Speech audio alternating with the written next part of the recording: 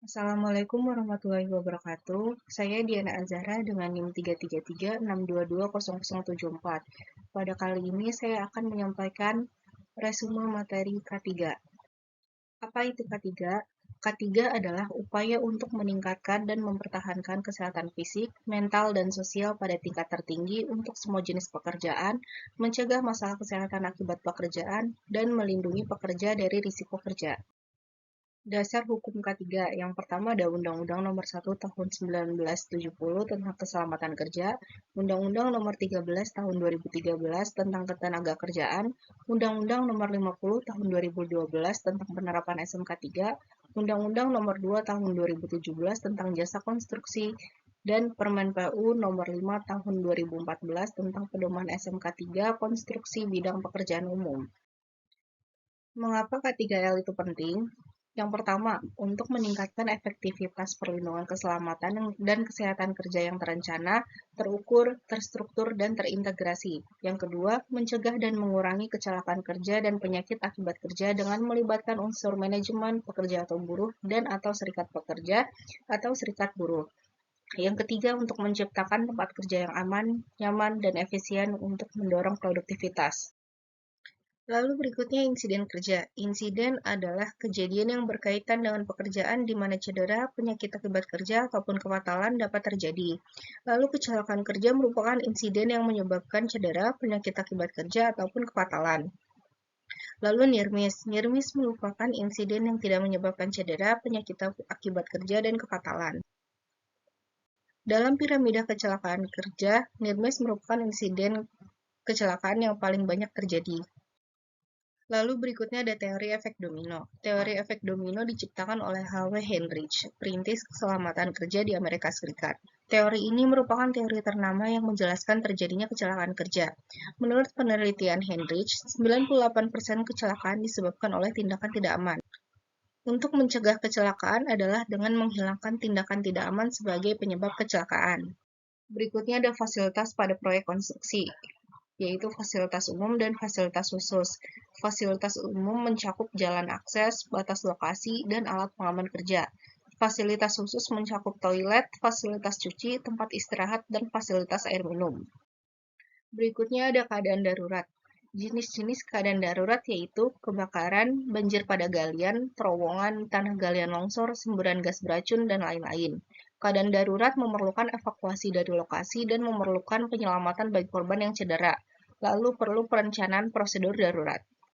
Berikutnya tanggap darurat. Tanggap darurat adalah serangkaian kegiatan yang dilakukan dengan segera pada saat kejadian berencana untuk menangani dampak buruk yang ditimbulkan, yang meliputi kegiatan penyelamatan dan evakuasi korban, harta benda, pemenuhan kebutuhan dasar, perlindungan, pengurusan pengungsi, penyelamatan, serta pemulihan prasarana dan sarana.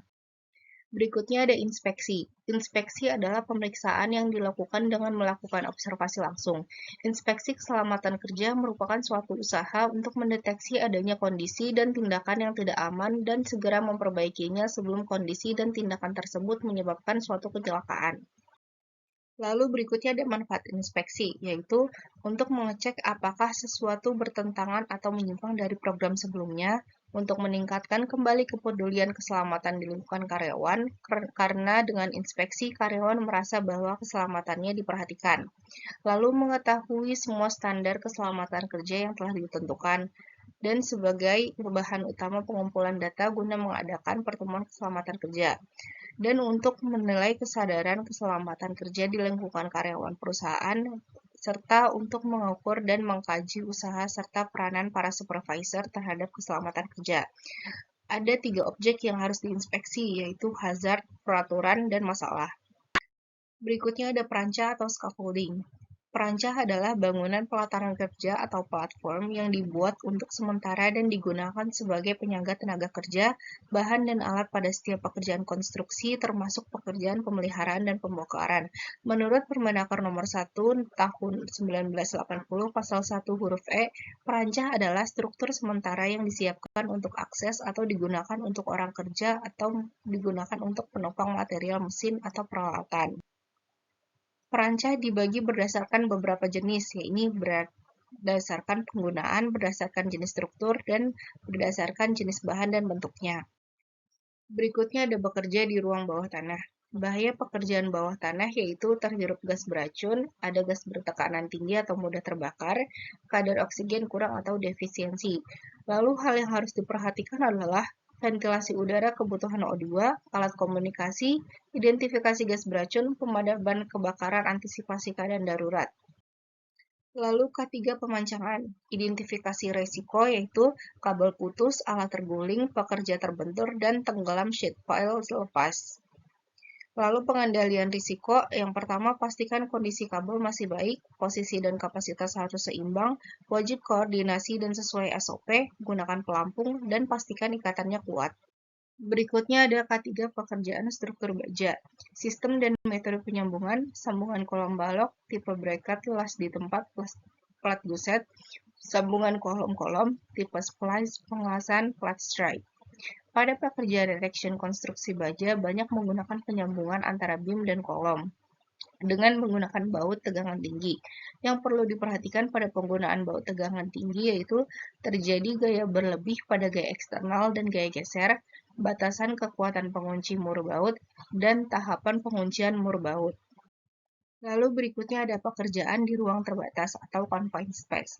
Ruang terbatas adalah ruang yang cukup besar di mana seorang pekerja dapat memasukinya sebagian atau seluruh badannya dan mengerjakan tugasnya di dalam ruang terbatas tersebut.